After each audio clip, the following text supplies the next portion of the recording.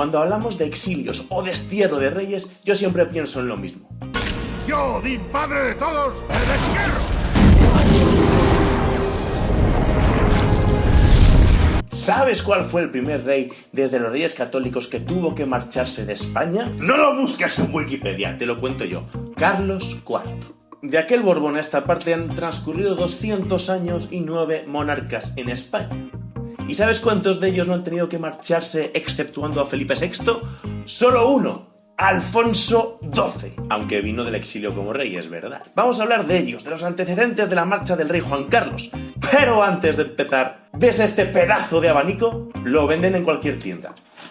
Suscríbete.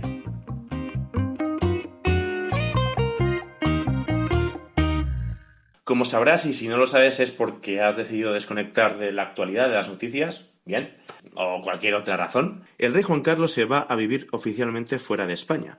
En este comunicado asegura que se va para que su presencia en el país no perjudique a su hijo, ahora que ciertos actos de su vida privada están siendo mediatizados e investigados. Efectivamente no es el primero, tenemos 7 antecedentes en los últimos 200 años, cada uno es un caso diferente. Algunos estaban en el ejercicio de reyes cuando se marchan, el rey Juan Carlos no, es emérito. Algunos son desterrados, es decir, expulsados, otros son invitados a irse, otros se van por voluntad propia, se exilian cuando ven que no tienen más apoyos, otros se van con la esperanza de volver, otros no. Y para ello vamos a exponer algunas pinceladas de cada caso. Y vamos a empezar con Carlos IV. Estas son las pautas que establezco para analizar cada caso. Este monarca empezó a reinar en 1788, el año que muere su padre, Carlos III. Tenía 40 años, había sido más tiempo príncipe de Asturias junto a su mujer, María Luisa de Parma, que rey, porque efectivamente reinó 19 años, terminando en 1808. ¿Y qué ocurre en 1808? Muchas cosas. Para empezar, los franceses estaban entrando en España con la idea de conquistar Portugal, así se había pactado en el Tratado de Fontainebleau, pero se están desviando y bajan hacia el sur. Manuel Godoy, que es la mano derecha, el valido, el primer ministro de Carlos IV, se da cuenta y le pide a los reyes que se vayan a Cádiz, que cojan un barco y se vayan a las colonias porque los franceses están invadiendo España. Entonces el heredero, el príncipe Fernando, consigue algo que llevaba persiguiendo tiempo y es que Godoy caiga. Estamos en Aranjuez, en marzo de 1808, algunos aristócratas cercanos al príncipe movilizan a mucha gente, arrinconando a Godoy, efectivamente cae, y con él Carlos IV, que abdica achacando problemas de salud, es verdad que sufría de gota, y con esto viene a decir que no está al 100% y que le pasa la corona a Fernando VII. Sin embargo, le pide a Napoleón que interceda, y este convoca a padre y a hijo por separado, una cita ciegas regia. A Fernando VII le convoca primero en Burgos, después en Vitoria y finalmente en Bayona. Allí le devuelve la corona a su padre y el padre se la pasa a Napoleón y Napoleón se la da a su hermano José. Carlos IV tenía entonces 59 años, no volverá a España. Durante las guerras napoleónicas, Napoleón le cambia de residencia en varios palacios franceses hasta que finalmente recae en Roma junto a su mujer. En total 11 años de exilio, fallece en 1819 a los 70 años en el Palacio Barberini, conocido, aparte del nombre y la arquitectura, por la galería de pinturas que tiene, que es absolutamente impresionante. Fernando VII, al arrebatarle la corona a su padre, tiene 23 años, apenas ejerce un mes como rey por lo ocurrido en Bayona y estará exiliado 5 años, hasta 1813. Quien está esos 5 años es José I Bonaparte, el hermano de Napoleón. Tiene 40 años al llegar, como Carlos IV en su momento. 5 años estuvo reinando y tras la derrota de su hermano se irá a vivir a Estados Unidos, sin embargo morirá en Roma a los 76 años. Y Fernando VII morirá en Madrid a los 48 años, en 1833. Que, por cierto, sobre Fernando VII tenemos un vídeo muy interesante sobre su sucesión entre su hermano y su hija. Pasamos a Isabel II, que empieza a reinar con 3 años, siendo regente su madre, que también tuvo que exiliarse un tiempo, el tiempo en que regentó Espartero. Y juntando estos periodos de regencia y de reinado efectivo, contamos con 35 años de reinado, marchándose en 1868. Isabel II se quedó sin apoyos. Sus 2 grandes pilares, Narváez y O'Donnell, mueren unos años antes. Está muy extendido el tema de la corrupción en torno a su figura. Además, hay dos hechos que terminan de fundirla a ojos de la opinión pública, que son la noche de San Daniel, una represión que dejó estudiantes muertos, y especialmente el golpe del cuartel de San Gil, en el que cerca de 200 soldados son fusilados por haberse levantado contra la reina, en un episodio que fue muy impactante en Madrid porque estuvieron a punto de entrar los sublevados en el Palacio Real. Diferentes fuerzas dirigidas por el general Prim acuerdan en el llamado Pacto de Ostende derribar no la monarquía sino a la reina. Una reina que 2 años después abdica la corona en su hijo Alfonso XII y que estuvo exiliada casi el mismo tiempo en que reinó, 36 años. Muere en París en 1904 contando con 74 años. Como hemos dicho, la expulsión de Isabel II no iba contra la monarquía.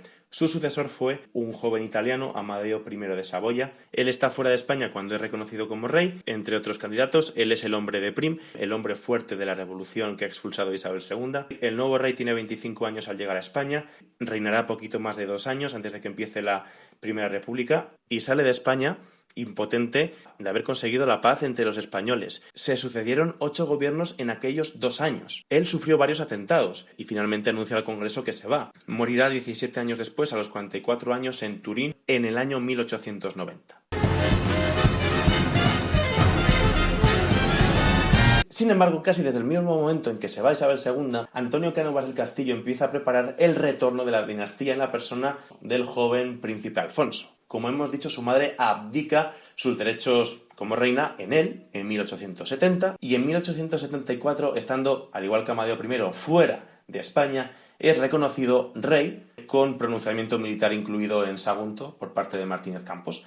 Tiene 17 años cuando llega a España, reinará 11 años y efectivamente no se tuvo que exiliar, aunque insistimos que vino del exilio. Fallecerá en 1885 a los 27 años. La idea de que vuelvan los Borbones en la persona de Alfonso XII es más que una idea, una condición, que estén desvinculados del poder ejecutivo, que la corona no intervenga, tampoco el ejército, para evitarse los problemas que a juicio de Cánovas habían llevado al reinado de Isabel II a su autodestrucción. El sucesor fue Alfonso XIII, que nace como rey, reinará 43 años y se exilia en 1931, a los 43 años. Y a Alfonso XIII le ocurre un poco lo que a Amadeo I y a Isabel II, y es que no tiene apoyos. Haber apoyado la dictadura de Primo de Rivera, anulando la Constitución de 1876, la de su padre, le costó muy caro. Y efectivamente, viendo los resultados de las elecciones municipales de abril de 1931, entiende en la que los republicanos ganan en las ciudades, también tras el levantamiento militar de Jaca, con los republicanos unificados en el Pacto de San Sebastián y con personas monárquicas que se habían pasado al republicanismo, como Niceto Alcalá Zamora, que había sido ministro con Alfonso XIII, además en gobiernos de concentración, que hicimos un vídeo sobre gobiernos de concentración, se marcha, según sus palabras, para evitar una guerra civil. Y 10 años después de su marcha, morirá en Roma a los 54 años.